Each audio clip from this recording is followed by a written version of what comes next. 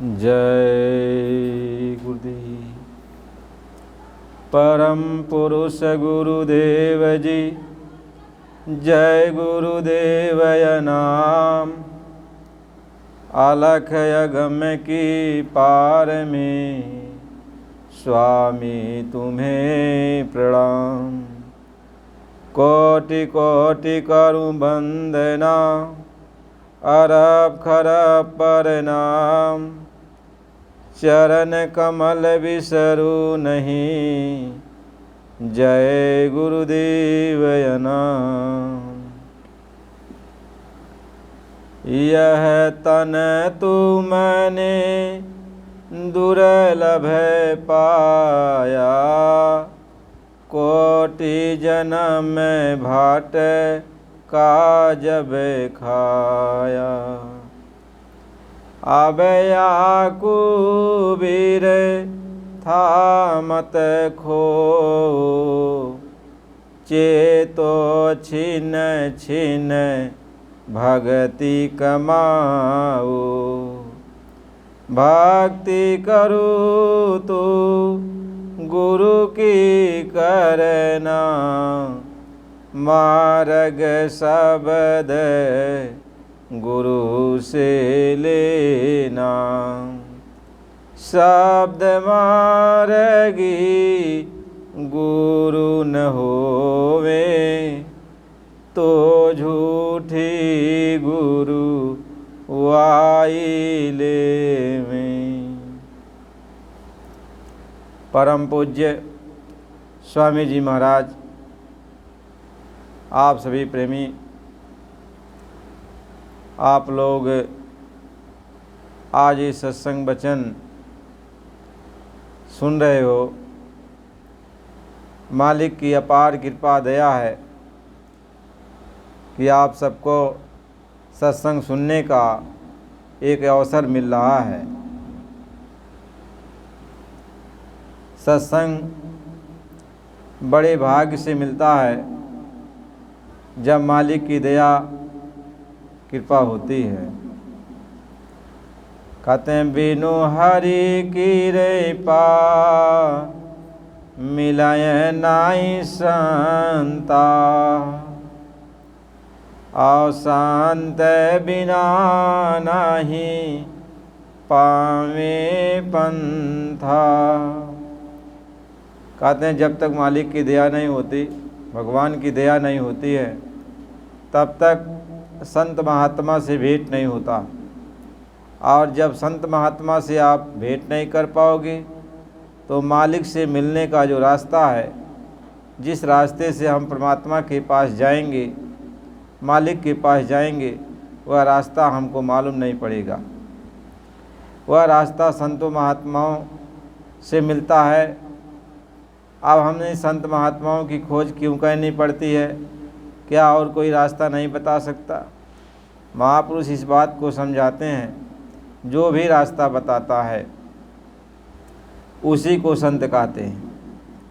संत किसी दाढ़ी जटा बाल वाले का नाम नहीं, नीला पीला कपड़ा पहनने वाले का नाम नहीं, किसी धर्म मजहब में रहने वाले का नाम नहीं कि वह इस पंथ का है या इस पंथ के हैं वही संत है। संत का परिभाषा ये है कि वह भगवान से मिला होता है और भगवान के पास आपको भी ले चलने का वो रास्ता बताता है और कहता है कि आप चलो इस रास्ते से और आप भी भगवान से मिल जाओगे। और वह उसकी रहनुमाई यानी उपदेश देता रहता है, समझाता रहता है कि भगवान के रास्ते के मार्ग में कहाँ कहाँ आपको कैसी कैसी बाधा मिलेगी। उस बाधा को सत्संग के माध्यम से समझाता रहता है। जैसे आप जब उसके बताए हुए मार्ग पर चलते हो तो वो देखते हैं कि ये मेरा जो बच्चा है, जो रास्ता लिया है भगवान के पास जाने का, ये कहाँ इसको अड़चन मिल रही है।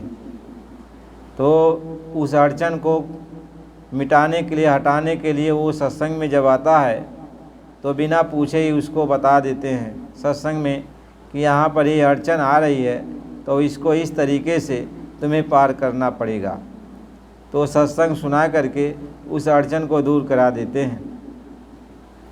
महात्मा इस बात को समझाते हैं, संत उसी को कहते हैं जो भगवान से मिला हो। अब चाहे कहीं पर भी वह आपको मिल जाए, चाहे गृहस्थ आश्रम में मिल जाए या वानप्रस्थ आश्रम में मिल जाए, चाहे जोगी के रूप में मिल जाए, सन्यासी के रूप में मिल जाए, किसी रूप में यदि वह मिल जाता है, यानी मानव रूप उसका होना चाहिए क्योंकि मानव रूप में ही आप उनसे बातचीत कर सकते हो। तो मानव रूप में उनको रहना है और उनकी वेशभूषा कोई भी हो। यदि वो आपको मिल जाते हैं तो भगवान से मिलने का जो मार्ग है वो बता देते हैं। हमें भगवान राम के पास कैसे पहुंचना है, भगवान कृष्ण के पास कैसे पहुंचना है और देवी देवताओं के पास कैसे पहुंचना है, वो सबका भेद बता देते हैं कि इनका दर्शन आप सबको हो जाएगा। क्योंकि जिस मार्ग की शिक्षा मैं तुम्हें दे रहा हूँ, जो मार्ग मैं तुमको बता रहा हूँ, यह इन्हीं के रास्ते गया है। यानी रास्ते में इन सब का पड़ाव है। रास्ते में गणेश जी का पड़ाव है, रास्ते में ब्रह्मा जी का, विष्णु जी का, शिव जी का, आद्या महाशक्ति का, ईश्वर का, ब्रह्म का, पारब्रह्म का, महाकाल का, ये सब का पड़ाव रास्ते में ही है। यानी यदि संत महात्मा को आप जो है समझ लिए और उनके बताए हुए मार्ग पर आप चल पड़े, तो ऐसा नहीं है कि आप राम का दर्शन नहीं करोगे और कृष्ण भगवान का दर्शन नहीं पाओगे या ब्रह्मा विष्णु महेश का दर्शन नहीं पाओगे या अंदर में बसे हुए जितने देवी देवता हैं उनका दर्शन नहीं पाओगे। सबका दर्शन पाओगे। ईश्वर, ब्रह्म, पारब्रह्म, महाकाल जो भी हैं, चाहे जितने भगवान हों, जितने भी भगवान को वेदों में, पुराणों में, उपनिषदों में, ग्रंथों में और सारे धर्म मजहब की पुस्तकों में जो भी बयान किया गया है, कोई ऐसा नहीं है कि उसका दर्शन आप नहीं पाओगे। सबका दर्शन आपको मिलेगा। संत इसी को कहते हैं कि वो आदि अंत सबका बताते हैं, तभी तो शंका का समाधान होता है। यदि वो राम का दर्शन नहीं कराएंगे, कृष्ण का दर्शन नहीं कराएंगे और देवी देवताओं का दर्शन नहीं कराएंगे, ब्रह्मा विष्णु महेश का दर्शन नहीं कराएंगे, ईश्वर ब्रह्म पार ब्रह्म महाकाल का दर्शन नहीं कराएंगे, तब तो शिष्य के अंदर एक शंका हो जाएगी ना कि इनका दर्शन क्यों नहीं हमको मिला, राम का क्यों नहीं मिला, कृष्ण का क्यों नहीं मिला, इन देवी देवताओं का क्यों नहीं मिला, तो शंका हो जाएगी। महात्मा इस बात को समझाते हैं, संत किसी भी प्रकार का जो है शिष्य के अंदर शंका नहीं रहने देते हैं और सब कुछ बात बता देते हैं। महापुरुष इस बात को समझाते हैं। अब ऐसा तो कोई कोई होता है जो महात्माओं के वचन पर भरोसा करके कमाई करता है, और कमाई करने में बहुत सारे लोग होते हैं, लेकिन उसमें कोई कोई होता है कि जो पहुंच जाता है, कोई कोई होता है। और रास्ते में सब लोग चलते रहते हैं तो पहुंचेंगे तो सभी एक न एक दिन, लेकिन देर सवेर लगता है। जैसी जिनकी श्रद्धा होती है, जैसा जिनके अंदर भाव बनता है, जैसा जिनके अंदर जिज्ञासा उत्पन्न होती है, जैसा जिनके अंदर चलने की प्रेरणा होती है, उसी के अनुसार उनकी गति होती है। क्योंकि अंदर में जो मालिक बैठा हुआ है वह मालिक चेतन है, वह सब देखता रहता है, उसी के अनुसार आपके अंदर प्रेरणा देता है। यदि आपका मन बहुत कम लग रहा है तो आपके अंदर उत्साह कम होगा, तो कभी कभी आप रास्ते पर चलोगे। महात्मा ये समझाते हैं। इसलिए सबको, जितने भी लोग आए, सभी लोगों ने संतों महात्माओं की इज्जत किया। राम भी आए, वो भी, कृष्ण भगवान आए, वो भी, हनुमान जी आए, वो भी, यानी जितने भी लोग आए सब संतों के रखवाले बने। यानी संतों की सब लोगों ने कदर किया, संतों की सब लोगों ने इज्जत किया और महात्मा ये समझाते हैं कि संत ही हैं जो शंकाओं का समाधान कर देते हैं। कहते हैं बिनु सत्संग विवेक ना हुई, और राम कृपा बिनु सुलभ ना सोई। कहते बिना सत्संग के आपके अंदर विवेक नहीं पैदा होगा, और यह विवेक जब तक मालिक की कृपा नहीं आए होगी तब तक आपके अंदर आएगा भी नहीं। इसलिए संतों महात्माओं की इज्जत करो, जब उनके पास आप पहुँचो तो उनकी सेवा करो। यही शिष्य का धर्म होता है। जब आप सेवा करोगे, संतों महात्माओं की इज्जत करोगे, सम्मान करोगे, तो कभी न कभी किसी न किसी दिन वो खुश हो जाएंगे और आपको मालिक से मिलने का वो मार्ग बता देंगे।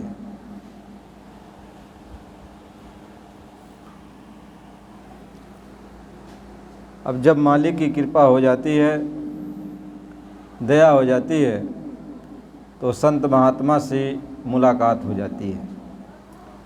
अब संत महात्मा मालिक से मिलने का भेद बता देते हैं। अब संतों के मार्ग पर जब कोई भी चलेगा तो उसको सबका दर्शन होता है। भगवान भी इस बात को कहते हैं कि संत मिलें तो मैं मिल जाऊं, संतन मुझसे न्यारी। कहते हैं कि जब संत महात्मा मिल जाते हैं तो मैं मिल जाऊंगा, क्योंकि संतों के पास वो मार्ग है आने का। संत ही मेरे पास आने का मार्ग बताते हैं, और संत के पास जब कोई भी पहुंच जाएगा तो मेरे पास आ जाएगा। महापुरुष इस बात को समझाते हैं, इसलिए संतों की कदर करनी चाहिए। भगवान राम ने भी संतों की कदर किया, भगवान कृष्ण ने भी संतों की कदर किया। जितनी भी शक्तियाँ आई, सब लोगों ने संतों की कदर किया। जब इस संसार में संतों का अनादर होने लगता है, संतों को लोग सताते हैं, संतों को गाली गलौज देते हैं, मारते पीटते हैं, नाना प्रकार की यातनाएं जब संतों महात्माओं को देना शुरू करते हैं, मानव जात त्राहि त्राहि कहने लगती है, तो भगवान ये कहते हैं कि जब जब होई धर्म की हानि, बाढ़े असुर महाअभिमानी। यानी जब जब संतों महात्माओं को लोग सताते हैं और उनके बताए हुए मार्ग पर नहीं चलते, धर्म की हानि हो जाती है, धर्म पर चलने वाले बहुत कम लोग रह जाते हैं, अधर्मी ज़्यादा हो जाते हैं। इस संसार में अभिमानी होकर जीव एक दूसरे को हमेशा कुचलते रहते हैं, मारते रहते हैं, काटते रहते हैं। यानी यह धरती पापियों के बोझ से जब कराहने लगती है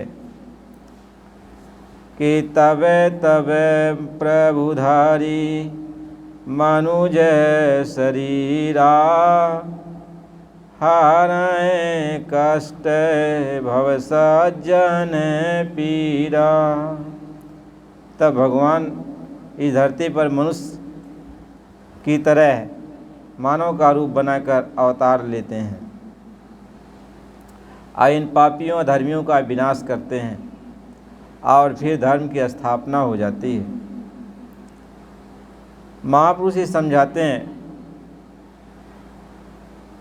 हर समय वो मालिक आते हैं और लोगों को समझाते बुझाते हैं।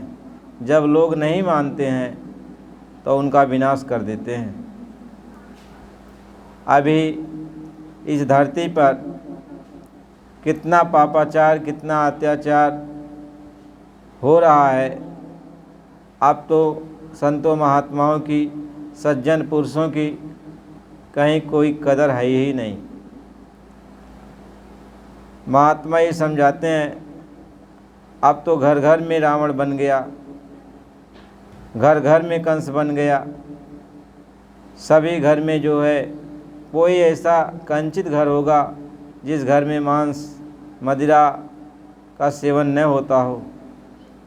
महात्मा ये समझाते हैं सभी धर्म कर्मों का लोप हो गया, तो क्या भगवान का अवतार अभी नहीं हुआ है?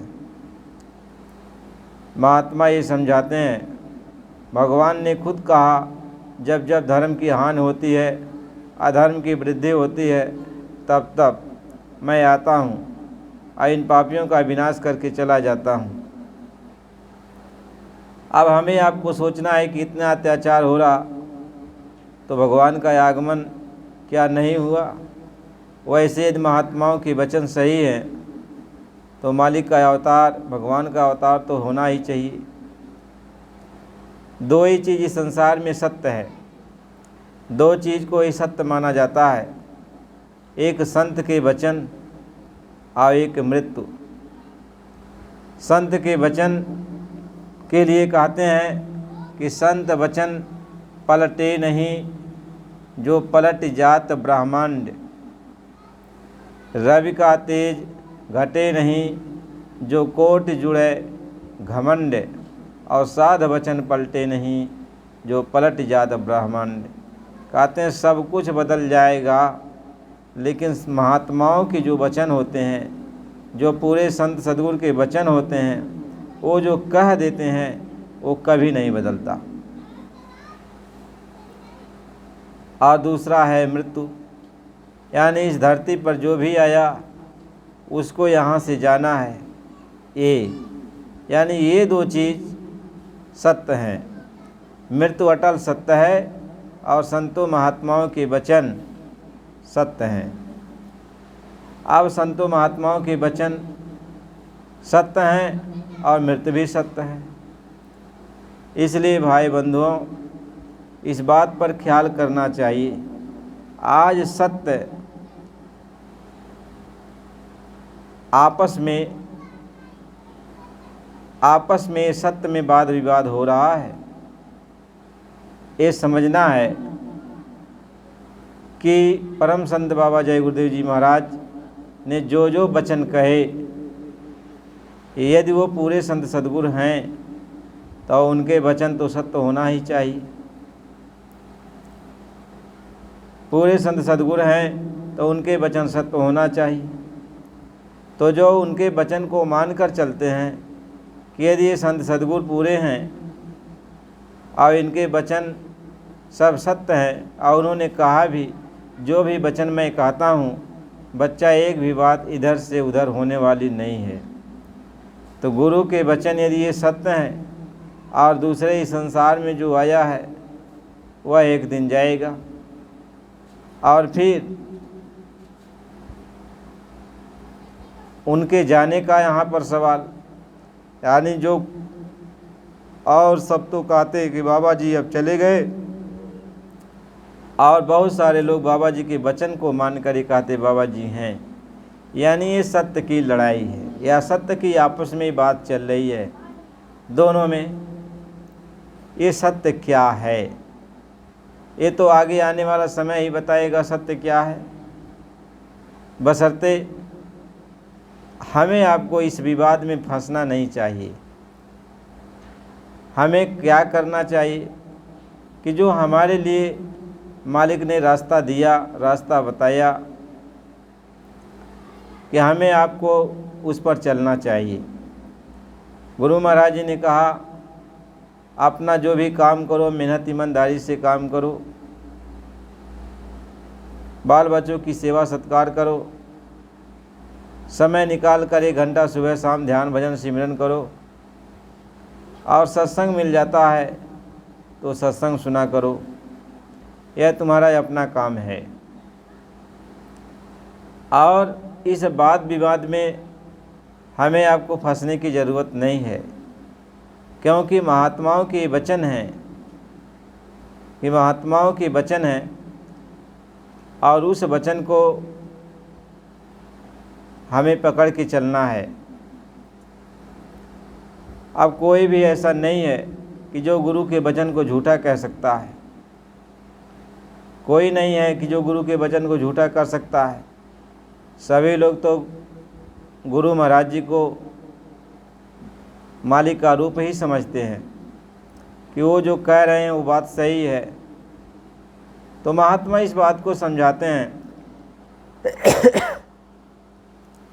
ये अपने अपने धर्म को पकड़ के सब लोग आपस में एक दूसरे के प्रति कुछ न कुछ कह बैठते हैं, लेकिन कुछ कहना नहीं चाहिए। जब किसी को कुछ मालूम नहीं है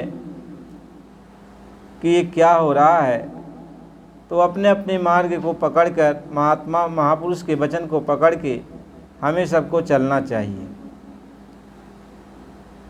क्यों कि महात्माओं के वचन का निपटारा कोई कर भी नहीं सकता। वो शंका जो बीच में शंका हो जाती है, इसका निवारण जो है संत महात्मा ही कर सकते हैं, दूसरा कोई नहीं कर सकता। कहें संत न होते धरन पर तो जल जाता संसार। यदि संत महात्मा इस धरती पर न होते तो संसार ही खत्म हो जाता। तो इस धरती पे संत महात्मा तो रहते ही हैं। बराबर महात्मा इस बात को समझाते हैं।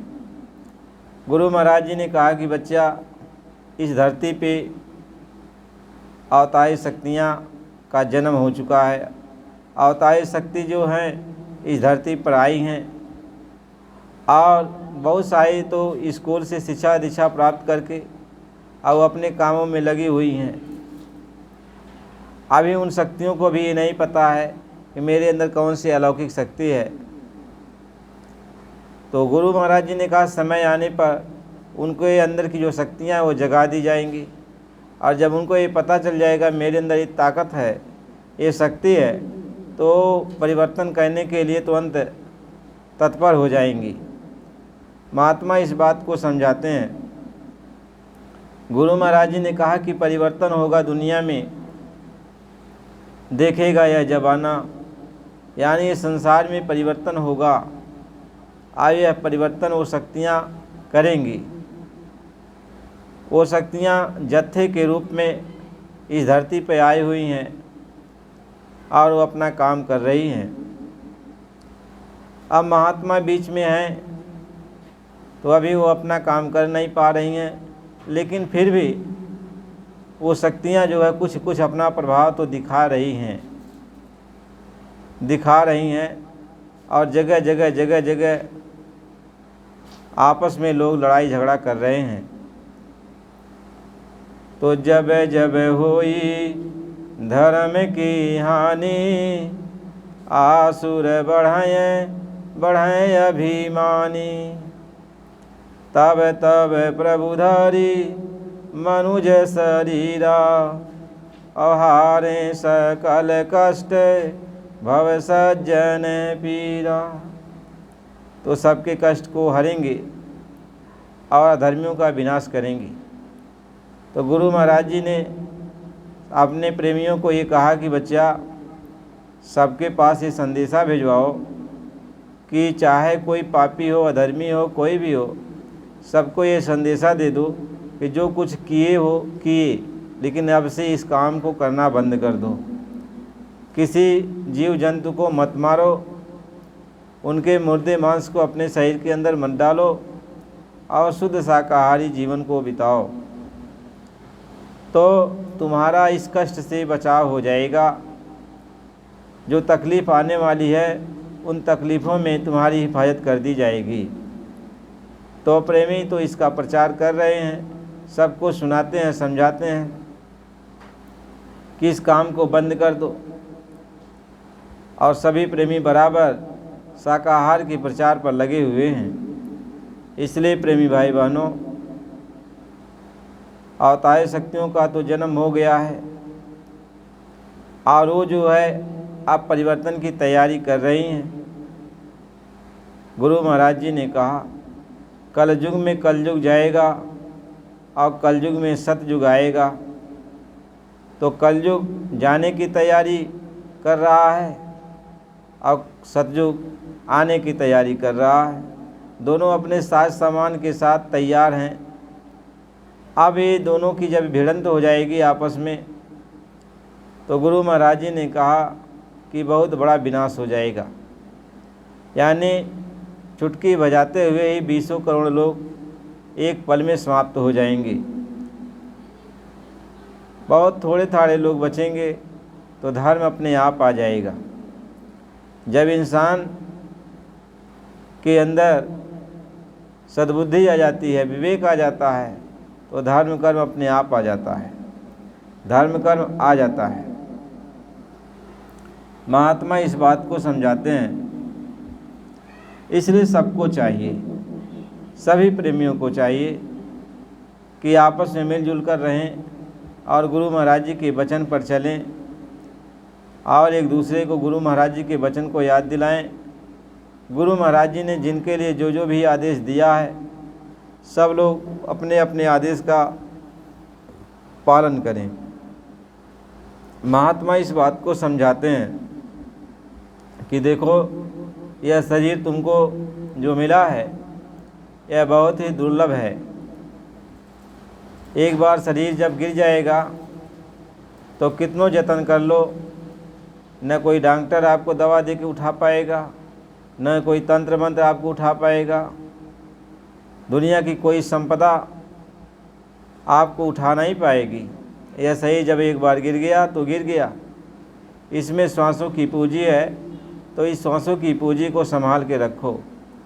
और यह श्वासों की पूंजी आपको इसीलिए दिया गया कि ताकि आप अपने जीवन में अच्छे काम कर लो, अपनी आत्मा को जगाओ और परमात्मा से भेंट कर लो। महात्मा इस बात को समझाते हैं, यही शरीर का पाने का उद्देश्य है। कहीं यह तन तुमने दुर्लभ पाया, कोटि जन्म भटका जब खाया। जब अनेकों जन्म भटका खाया, नाना प्रकार का कष्ट झेला, तकलीफ़ झेला, तो तूने ये मानो शरीर तुमको मिला। कहते हैं अब यह को बिरथा मत खो और चेतो छिन छिन भक्ति कमाओ। कहीं अब इसको बेकार में मत जाने दो। आप उतना काम करो शरीर के लिए, परिवार के लिए, समाज के लिए, जितना ज़रूरी है उतना काम आप कर लो ईमानदारी मेहनत से। और जो भी समय बचे आप उसमें किसी संत महात्मा के पास जाकर भगवान से मिलने का रास्ता ले लो। और जब वो रास्ता बता दें तो आप उस रास्ते को घर में बैठ करके उसकी कमाई करो। और कमाई करो, अपने अंदर उस परमात्मा को देखो कि महात्मा ने जो मार्ग बताया है कि यह मार्ग सच्चा है कि कच्चा है। यदि वो सही मार्ग है तो जब आप कमाई करोगे तो जरूर परमात्मा नज़र आएगा, आत्मा नज़र आएगी। और यदि मार्ग सच्चा नहीं है तो न परमात्मा नज़र आएगा न आत्मा नज़र आएगी। महात्मा इस बात को समझाते हैं, आप ईमानदारी से अपने घर में बैठ करके भजन कर लो और परमात्मा के ख्याल ध्यान में लग जाओ। जब आप साधन भजन करने लगोगे, अब आपके अंदर परमात्मा की आवाज़ उतरने लगेगी, परमात्मा की आवाज़ को आप सुनने लगोगे। और जब आवाज़ में आप लय हो जाओगे तो परमात्मा क्या बोल रहा है उसको समझने लगोगे। और जब समझने लगोगे तो परमात्मा आपको खुद बताएगा कि आप ऐसे ऐसे आओ, ऐसे ऐसे चलो। महात्मा ये समझाते हैं। इस तरीके से वह सत्संग सुना करके वो मालिक शिष्य को भवसागर से पार कर देता है। अब बाहर से गुरु आपके सामने रहे न रहे, लेकिन अंदर में जब वो परमात्मा की आवाज़ मिल जाती है और परमात्मा की वाणी प्रकट हो जाती है तो परमात्मा ही आपको रास्ता दिखा देता है। अब उस रास्ते पर परमात्मा ही चलाता है, तब आप उस रास्ते पर आप चलते हो। महात्मा इसी बात को समझाते हैं। इसीलिए आप परमात्मा की आवाज़ को सुनते सुनते जब उसमें लय होने लगोगे तो परमात्मा की वाणी प्रकट हो जाती है। वो वाणी, जैसे हम आपसे बोल रहे हैं, आप हमसे बोलते हो, तो हम आपकी बात को समझ लेते हैं, आप हमारी बात को समझ लेते हो। ऐसे अंदर परमात्मा की वाणी प्रकट हो जाती है और परमात्मा जो भी बोलता है आप उसको समझ लेते हो और आपकी बात परमात्मा सुनता है। तो जो जो रुकावट अंदर में होती है, कोई भी शंका यदि होती है, तो वो आप परमात्मा से पूछते हो। आप जैसे पूछोगे तो ऊपर से आवाज़ आएगी उसका उत्तर। इसी को कहते हैं आंतरिक सत्संग। अंदर में आंतरिक सत्संग, जिसको सत्संग कहते हैं, अंदर का आंतरिक सत्संग, ये शुरू हो जाता है। जब अंदर का सत्संग शुरू हो जाता है, अब आत्मा अंदर में ही ज़्यादातर लगी रहती है। बाहर तो निमित्त मात्र के लिए उसका ख्याल ध्यान रहता है, लेकिन ज़्यादातर ध्यान उसका अंदर की तरफ चलता है। अब उसको आंतरिक अभ्यास कहते हैं। हमेशा मन यही कहता है कि हम अभ्यास में बैठे रहें, हम अभ्यास को करते रहें, इसी अभ्यास पर हम चलते रहें। अब बाहर दुनिया उसको नीरस लगने लगती है। दुनिया की कोई भी चीज़ ऐसा नहीं है कि जो उसको उसमें अपनी तरफ आकर्षित कर सके। दुनिया की कोई भी सुंदरता अपनी तरफ आकर्षित नहीं कर पाती है, क्योंकि अंदर में शब्द की मिठास, शब्द की सुंदरता, शब्द का रूप इतना मनमोहक है कि मन और आत्मा उसी में लग जाती है। बाहर हटने का, उधर से हटने का कोई सवाल ही पैदा नहीं होता। वो तो मालिक की दया मेहर से आत्मा जब तक इस शरीर में रहती है, आती जाती रहती है। सारा ख्याल ध्यान वो उसका मालिक में ही लगा रहता है। जब वो कोई काम करती है तब उसी आवाज़ को सुनती है, ख्याल ध्यान उसी में लगा रहता है। घर परिवार बच्चों के बीच में रहती है तब भी ख्याल ध्यान उसका वहीं पे लगा रहता है। हर वक्त कहें 8 पहर 64 घड़ी साईं सेती ने, यानी हमेशा उस शब्द की तरफ, उस मालिक की तरफ आत्मा का ख्याल लगा रहता है। महात्मा इस बात को समझाते हैं। इसीलिए यह शरीर हमें आपको जो मिला है बहुत दुर्लभ है। मानव शरीर में ही आप परमात्मा का भजन कर सकते हो, मानव शरीर से ही आप अपने काम कर सकते हो, अन्य किसी शरीर से नहीं। इसलिए इसको सृष्टि का सिरमौर कहते हैं कि यदि इस शरीर से अपना काम कर लिया तब तुम छत पर पहुंच जाओगे, यानी परमात्मा के घर, अपने घर पहुंच जाओगे। महापुरुष इस बात को समझाते हैं। यह जो आखिरी डंडा है छत पे चढ़ने का, मानव शरीर ये आखिरी डंडा है छत पे चढ़ने का। यदि इस शरीर को संभाल लिया तो आप छत पे पहुंच जाओगे, यदि नहीं संभाला तो फिर नीचे धड़ाम से गिर जाओगे। महापुरुष इसलिए समझाते हैं कि बार बार यह नरदेही कहें, यह देही बहु नरदेही पाई, बहु नरदेही पाई, यानी बार बार फिर दोबारा यह मानव शरीर आप नहीं पाओगे और आप भरम भरम के फिर भटका खाओगे, इधर उधर 84 के चक्कर में घूमोगे, नरकों में जाओगे। अब ये सवाल पैदा होता है कि ब्रह्मा विष्णु महेश, भगवान राम, भगवान विष्णु, भगवान शिव, ये कौन है, ये कौन नहीं है। देखो, ये तो सवाल बाद की बात है। जब आप अंदर में रास्ते में चलोगे तो यदि भगवान राम आपको मिल गए तो राम आपसे कुछ कहेंगे ही, भगवान कृष्ण मिल जाएंगे तो वो भी आपसे कुछ कहेंगे ही। हम और सारे लोग जो अंदर में रहते हैं वो सब मिल जाएंगे तो आपसे कुछ कहेंगे ही। कैसे गोस्वामी जी महाराज ने कहा, जब मैंने साधना किया तो भगवान राम हमसे मिल गए।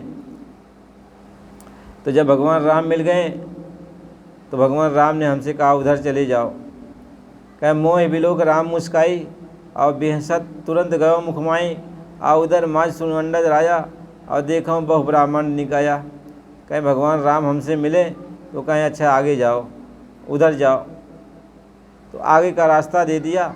तो आगे जाके हम देखते हैं जो रचना है, कहें अति विचित्र तह लोक अनेका, रचना अधिक एक ते एका।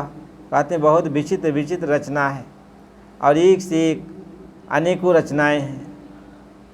कहें वहाँ पे धरती भिन्न भिन्न तह नारी, कहें भिन्न भिन्न नाना प्रकार की हर लोकों में, जैसे यहाँ पर धरती है वैसे धरती बनी हुई है।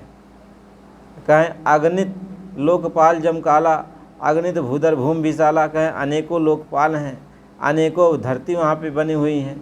कहें सरजू भिन्न भिन्न तह नारी, कि वहाँ पे सरजू नदियाँ हर जगह बह रही हैं, हर लोकों में बह रही हैं। जितने लोग हैं सब जगह ये सरजू नदी बह रही है।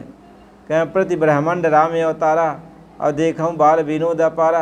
कहें हर ब्रह्मांडों में राम का अवतार हो रहा है। ऐसे जितने भी ब्रह्मांड हमने देखा जा कर के सब में भगवान का राम अवतार हो रहा है। ऐसे ही महात्मा ये समझाते हैं, सब कुछ देखा।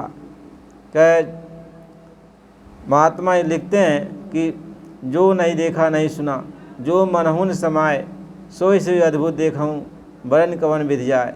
कहें जो मन में नहीं समा सकता, जो कभी सोचा नहीं होगा कि ऐसी ये चीज़ देखा जा सकता है, कहें सब देखा, सब देखा। तो अब इसमें तो कहा नहीं जा सकता कि हम भगवान राम की भक्ति नहीं करते, भगवान कृष्ण को नहीं मानते, इनको नहीं मानते, उनको नहीं मानते। हम लोग सबको मानते हैं और इन्हीं की पूजा करते हैं। राम की भी पूजा करते हैं, कृष्ण की भी पूजा करते हैं, इन देवी देवताओं की भी पूजा करते हैं। हम लोग सबकी पूजा करते हैं। और गुरु पूजा में सबकी पूजा, और जय समुद्र न सब नदी समाजा। तो अब यह वचन की सिर्फ बात है कि गुरु पूजा, कि हम लोग गुरु की पूजा करते हैं। गुरु की पूजा का मतलब गुरु की बात को मानते हैं। और गुरु ने जिन जिन लोकों में जो धनी बैठे हुए हैं, जो भगवान बैठे हुए हैं, उनका उन्होंने परिचय दिया कि देखो ये राम यहाँ बैठे हैं, भगवान कृष्ण यहाँ बैठे हैं, ये देवी देवता यहाँ बैठे हैं, ये लोग यहाँ पर बैठे हुए हैं। इनका मैं तुम्हें मंत्र बताता हूँ, इनका नाम बताता हूँ, इनका रूप बताता हूँ, इनका स्थान बताता हूँ, तुम इनकी पूजा करो। यह सच्ची पूजा है, और सच्ची पूजा है, सबकी पूजा है। इसलिए कहा गुरु पूजा में सबकी पूजा, और जय समुद्र सब नदी समाजा। यानी गुरु की बात को मान लिया और तू पूजा में लग गया तो सबकी पूजा अपने आप हो जाती है। अब गुरु महाराज जी जो रास्ता बता दिए तो सबकी पूजा करवा दिया। सबकी पूजा हम अपने अंतिम श्वास तक करते हैं। भगवान का, जो तीनों लोक के मालिक हैं, उनका भी, जो ब्रह्म हैं ऊपर के मालिक जो, उनका भी करवाते हैं, जो पार ब्रह्म है उनका मालिक, उनका भी करवाते हैं, जो महाकाल प्रभु हैं उनका भी करवाते हैं, और सत्य पुरुष का भी करवाते हैं। ऐसा नहीं है कि एक वो सिर्फ अपनी पूजा करवाते हैं। वो कभी भी गुरु महाराज ने अपनी पूजा नहीं करवाई। ये सिर्फ कहा जाता है कि गुरु पूजा में सबकी पूजा। गुरु महाराज जी की पूजा वही है कि जो उन्होंने रास्ता हम सबको बताया इन भगवान से मिलने का, भगवान की ही पूजा बताई। इसीलिए गुरु ने दिया रास्ता, तो हम गुरु की बात करते हैं कि गुरु की पूजा है, गुरु की पूजा है। लेकिन न जानने के कारण आप सब लोग विवाद करते हो कि महात्मा इनको नहीं मानते, महात्मा उनको नहीं मानते। हम लोग सबको मानते हैं, गंगा जमुना मानते हैं। यहाँ पे जो कुछ भी देवी देवता बनाए गए हैं, धर्म मजहब बनाए गए, हम सबको मानते। कभी बाबा जी ने थोड़ी कहा तुम अपने धर्म को छोड़ देना, इनकी पूजा न करो, उनकी पूजा न करो। उन्होंने तो सब कुछ बताया कि मैं जो मार्ग बताता हूँ इन सब की पूजा करने का ही तो मार्ग बताता हूँ। आपको इतना विचार होना चाहिए कि बाबा जी ने अयोध्या में यज्ञ करवाया, अयोध्या में सरजू नदी में कुंवारी कन्याओं से कलसा उसमें जो है सिरवाया। बाबा जी गंगा जी में जाके कितनी बार जो है स्नान सबको करवाया, यज्ञ करवाया, अयोध्या में भी यज्ञ करवाया। महात्मा ये समझाते हैं, मालिक इस बात को समझाते हैं कि बाबा जी तो सबको मानते, सबकी पूजा करवाते, हम लोगों से अपनी भी करते और हम लोगों से करवाते भी।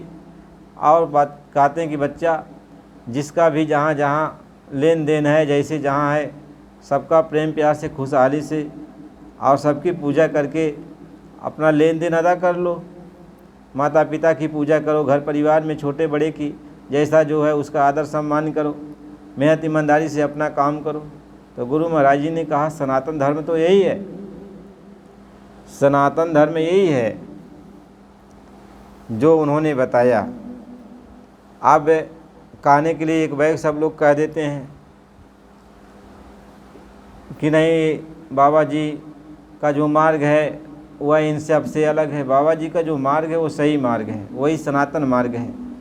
गुरु महाराज जी ने जो मार्ग बताया वही सनातन मार्ग है। अब आज जो है जैसे ऋषि मुनि हैं, बहुत सारे महात्मा हैं, वो भी वही पूजा करते हैं। ऐसा नहीं है कि वो राम की पूजा नहीं करते, ईश्वर की पूजा नहीं करते, ब्रह्म की पूजा नहीं करते। ये सब भी वही पूजा करते हैं जो हम लोग पूजा करते हैं। हम लोग जो पूजा करते हैं वही है। ऋषि मुनि भी जो भी यहाँ पे हैं वो सब पूजा करते हैं। जैसे धर्म स्थानों पर जो हैं, जैसे बद्रिका आश्रम है, अयोध्या में है, काशी में है, बनारस में है, और सारी जगह पर जो भी ये महात्मा लोग बैठे हुए हैं, ये भी तो भगवान की ही पूजा कर रहे हैं, तो हम लोग भी उन्हीं की पूजा कर रहे हैं। बशर्ते अब देश देश में जात जात में जैसा माहौल है वो अपने माहौल के अनुसार पूजा करते हैं, अपने अपनी भाषा में वो पूजा करते हैं। भगवान राम अयोध्या में उत्तर प्रदेश के लोग किस ढंग से पूजा करते हैं, बिहार के लोग किस ढंग से पूजा करते हैं, और जो है अब उधर आगे बढ़ते जाओ मद्रास, कनाडा, उड़ीसा, मतलब जहाँ जहाँ के लोग हैं सभी लोग पूजा अपने अपने ढंग से ही करते हैं, लेकिन करते हैं सब लोग भगवान की ही पूजा, और किसी की पूजा नहीं करते, सब लोग भगवान की ही पूजा करते हैं। तो हम लोग भी तो भगवान की पूजा करते हैं।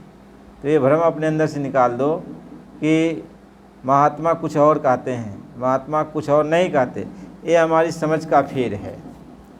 कहे नदियाँ एक घाट बहुतेरे, तो नदी तो एक ही है, घाट उस नदी में कई जगह बनाया गया है, तो जहाँ जिसकी सुविधा है उस घाट पे वो जाता है और उस घाट में बैठकर वो स्नान करता है, कपड़ा खींचता है। तो अब घाट तो अनेकों बना हुआ है, लेकिन नदी एक ही तो बह रही है। वैसे भगवान जो नदी है वो बह रहा है, उसके घाट अनेक बनाए गए हैं, तो जिस घाट पे जो पहुंच गया उसी घाट पे वो नदी में स्नान कर रहा है। महात्मा इस बात को समझाते हैं। संत महात्मा इसलिए किसी की निंदा नहीं करते, चाहे चुगलाई नहीं करते।